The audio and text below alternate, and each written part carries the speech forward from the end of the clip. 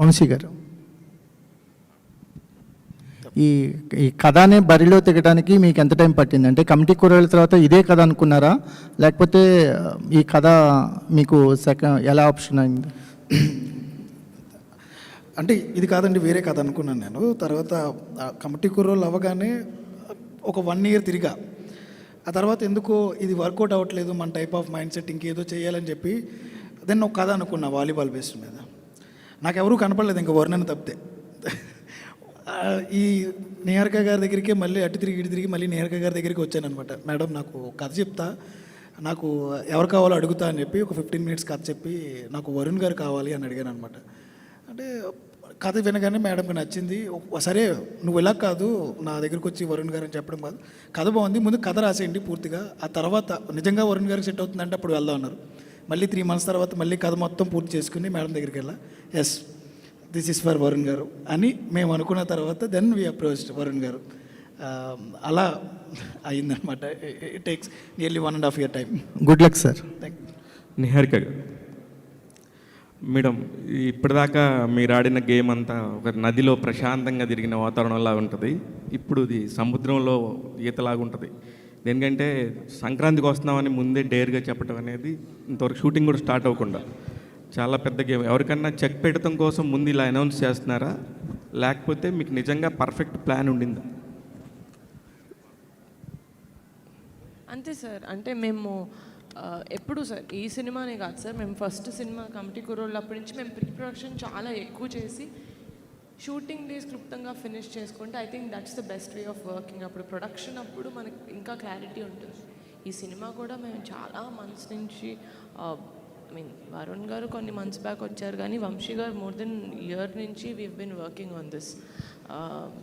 So అది planning పర్ఫెక్ట్గా జరిగింది కాబట్టి మేము షూట్ డేస్ తక్కువ. సో యాక్చువల్గా చూసుకుంటే మాకు చాలా టైం ఉంది సంక్రాంతి వరకు. యాక్చువల్లీ రాఖీ పండగకి సిస్టర్కి గిఫ్ట్ ఇస్తానంటారు. ఒకవేళ మీ బ్రదరు రాఖీకి సందర్భంగా మీకు ఇలాగా ఒక డేట్స్ గిఫ్ట్ ఇచ్చారా అన్నట్టుగా రాఖీ రోజే చెప్పాడు సార్ సినిమా చేస్తానని. ఓకే అండి, ఆల్ ది బెస్ట్. యదువంశి గారు, హాయ్ అండి. యాక్చువల్లీ మీరు ఆడిషన్ చేశారు కొత్త వాళ్ళకి ఈ సినిమాకి సంబంధించి. అంటే మీ ఫస్ట్ సినిమాకి కూడా చాలా బంచ్ ఆఫ్ యాక్టర్స్ని ఇంట్రడ్యూస్ చేశారు. దీంట్లో వరుణ్ తేజ్ గారు కాకుండా ఇంకా మిగతా ప్యాడింగ్ అని అందరినీ కానీ కొత్త వాళ్ళని ఇంట్రడ్యూస్ చేయబోతున్నారా? బంచ్ ఆఫ్ యాక్టర్స్ ఉండబోతున్నారా? చాలా మంది ఉండబోతున్నారండి, చాలా మంది ప్లేయర్స్ కావాలి మాకు. ఇంకా ఎక్కువ మంది అంటే ఇందాక అనుదీప్ చెప్పినట్టు ఒక పెద్ద హీరో వచ్చిన తర్వాత డెఫినెట్లీ చుట్టూ ఉన్న వాళ్ళందరూ కూడా ప్యాడింగ్ కానీ ఆర్టిస్టులు కానీ ఎక్కువ మంది కావాలంటారు. బట్ నాకు వచ్చిన అదృష్టం ఏంటంటే వరుణ్ గారు కానీ నిహారిక గారు కానీ ఈవెన్ హీరోయిన్ దగ్గర నుంచి అందరినీ న్యూ ఆర్టిస్టులకు వెళ్దామని చెప్పారు. That is very good thing. And అందరూ తెలుగు వాళ్ళకి వెళ్దామని కూడా చెప్పారు, మాకు కావాల్సిన హీరోయిన్తో సహా. సో హీరోయిన్ కూడా మాకు తెలుగు వాళ్ళకే వెళ్దామని చూస్తున్నాం మేము. We are searching for one new girl. అలాగే దొరికారు చెప్తాం ముందు. మిగతా ఆర్టిస్టులను కూడా ఆడిషన్స్ నుంచి చాలామంది తీసుకున్నాం. So definitely will reveal everyone తర్వాత మెల్లగా. ఆల్ ది వెరీ బెస్ట్ అండి. అనుదీప్ గారు, మీ కాంబినేషన్లో చార్ట్ బస్టర్స్ డెలివరీ చేశారు ఫస్ట్ సినిమా కమిటీ కుర్రాళ్ళు, ఎస్పెషల్లీ ఆ రోజులు మళ్ళీ రావు అనేది. దీనికి ఈ సినిమాకి సంబంధించి మ్యూజిక్ ఎలా ఉండబోతుంది, స్కోప్ ఎంత ఉంది అసలు మ్యూజిక్కి? కమిటీ కుర్రాళ్ళకి ఒక 10 times ఎక్కువ ఉంటుందండి డెఫినెట్గా ఈ ఫిలింలో సాంగ్స్.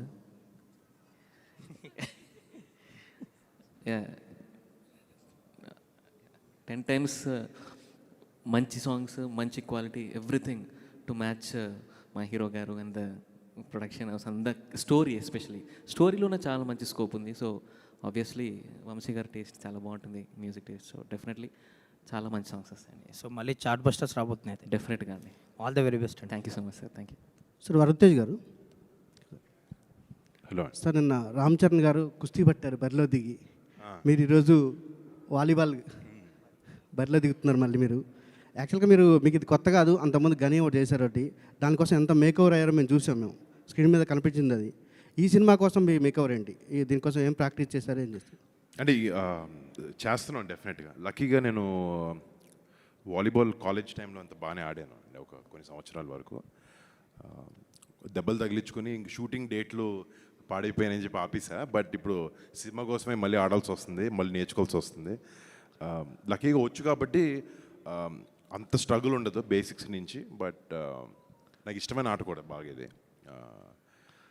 సో ఆ మేక్ ఓవర్ అనేది వంశీకి నాకు మైండ్లో ఒకటి ఉంది, దానికి వర్క్ జరుగుతుంది ఆల్రెడీ. ఎస్. నిహారి గారు నిహారి గారు యాక్చువల్లీ మేడం, మీరు కమిటీ కుర్రాలతో మొన్న అవార్డ్స్ కూడా వచ్చాయి, సక్సెస్తో పాటు అవార్డ్స్ కూడా వచ్చాయి. ఈ సినిమాకి ఆ స్కోప్ ఏమైనా ఉందా? మళ్ళీ మళ్ళీ నెక్స్ట్ గద్దర్ అవార్డ్స్లో మళ్ళీ ఏమైనా మీరు?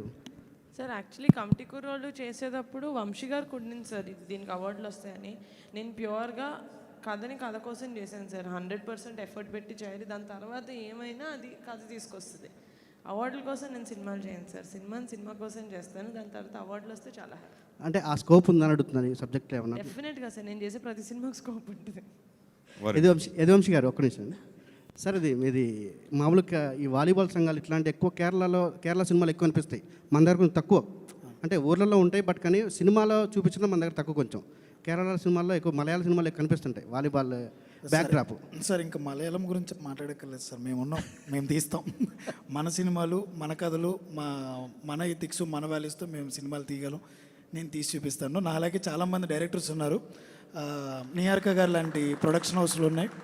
డెఫినెట్లీ డోర్ లేకపోతే ఛాన్స్ రాకో చాలామంది ఇంకా కృష్ణానగర్లోనో ఫిల్మ్ నగర్లోనో, కానీ నాకు ఛాన్స్ దొరికింది, చూపించబోతున్నా. సో మనం ఇంకా మలయాళం తమిళ ఏం అవసరం లేదు, మనం అక్కడికి వెళ్దాం. అంటే క్రికెట్ మన వాళ్ళకి క్లోజ్ అయినంతగా వాలీబాల్ కొంత కాదని నేను చెప్తాను. దాన్ని కనెక్ట్ చేయడానికి మీరు ఏం చేశారనేది. అలాగేం లేదు సార్, ఏ ఆటకు ఆటే సార్. రగ్బీ మనకేమైనా తెలుసా? అప్పట్లోనే సాయి సినిమా తీశారు సార్ రాజమౌళి గారు. ఇప్పటివరకు వాలీబాల్ సినిమాని మనం స్క్రీన్ మీద సినిమాల్లో చూడాల. డెఫినెట్లీ మేము కొత్తగా చూపిస్తాం.